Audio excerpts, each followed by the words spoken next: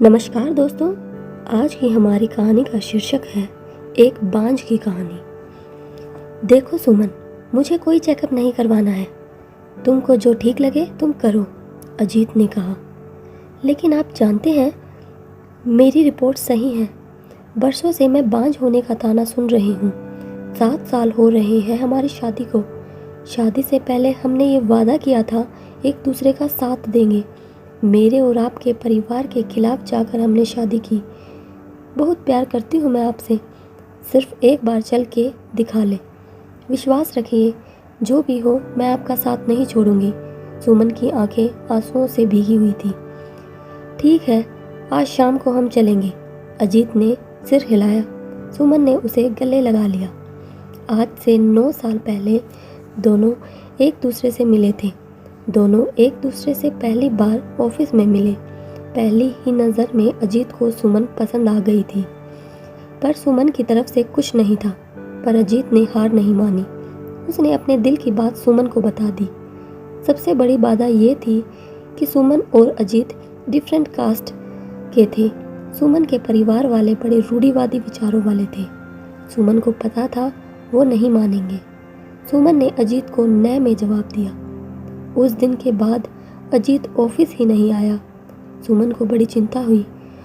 उसके दोस्तों से पता चला कि उसने अपना हाल दीवानों जैसा बना लिया है।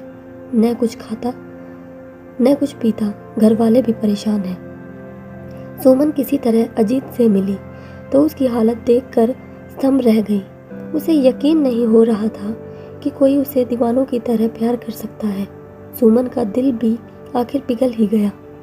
लगभग साल भर तक उन दोनों ने परिवार वालों को मनाने की कोशिश की, पर आखिर में हार कर दोनों ने कोर्ट मैरिज कर ली।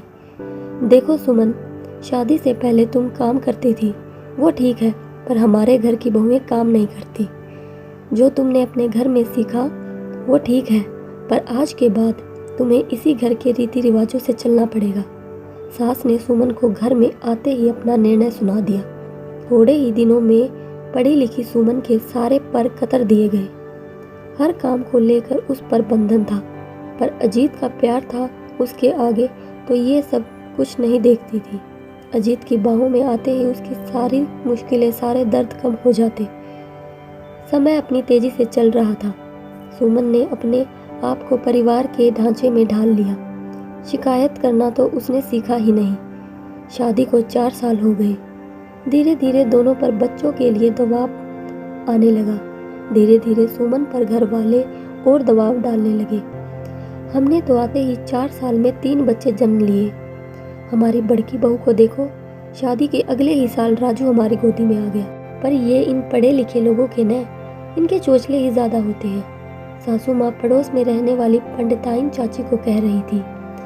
सुमन को आते देख उसकी आवाज का टोन थोड़ा ऊंचा हो गया था। ऐसा नहीं था कि उन दोनों को बच्चा नहीं चाहिए था, पर सुमन कंसीव ही नहीं कर पा रही थी। धीरे धीरे तो ये सवाल सुमन के गले की फांसी बन गया था। सुमन का आना जाना मुश्किल हो गया। हर किसी का एक ही सवाल कि खुशखबरी कब सुना रही हो। माँ जी का ताना, बहू क्या हमारे मरने के बाद खुशखबरी सुनाओगी?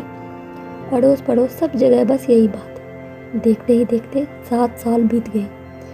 सुमन को लग रहा था मानो उसका जीना बेकार हो गया है। अजीत जो पहले उसे दिलासा देता था, न जाने क्यों वो ही अब उससे उखड़ा रहने लगा था। लता उसकी बेस्ट फ्रेंड थी, जिससे वो किसी तरह अपने सारे दुख सुख बांट लेती थी।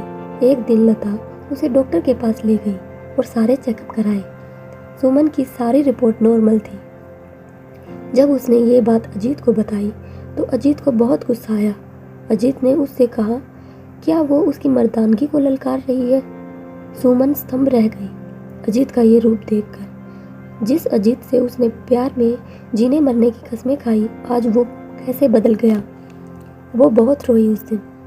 कुछ दिन बाद जब अजीत सामान्य हुआ तो उसने बड़े प्यार से उसे समझाया और अजीत राजी हुआ। शाम को दोनों डॉक्टर के जा कर आए। अगले दिन रिपोर्ट आ गई थी। सुमन का शक सही साबित हुआ। कमी अजीत में ही थी, पर जब से रिपोर्ट आई अजीत का व्यवहार और बदल सा गया। वो सुमन से नजरें चुराने लगा। अजीत आज के ज़माने में सब संभव है। आप अपना ट्रीटमेंट लेंगे तो सब सही हो जाएगा। साइंस ने बहुत तरक्की कर ली है। सुमन ने अजीत को समझाने की बहुत कोशिश की। डॉक्टर ने सुमन को अजीत के लिए दवा भी दी, पर अजीत अपनी मर्जी की करता, दवाइयों को इधर उधर फेंक देता। घर वालों का दबाव सुमन पर और बढ़ने लगा। सुमन जानती थी कि कमी उसमें नहीं, फिर भी वो अजीत से बहुत प्यार करती थी, इसलिए किसी को कुछ नहीं बोलती। उसके अपने घर वालों से तो कब से उसने दूरी बना ली थी। अजीत के अलावा उसका कोई नहीं था। अजीत, दुनिया में बहुत से लोग हैं जो माँ बाप नहीं हैं। अगर आप हाँ करें तो हम बच्चा गोद लेते हैं।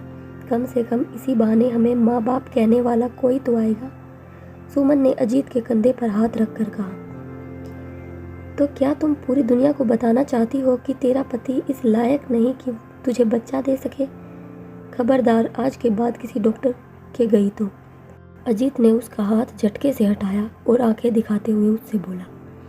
सुमन की आंखें भर आई। उसने अजीत का ऐसा रूप आज पहली बार देखा। वो पूरी तरह से अजीत पर निर्भर थी।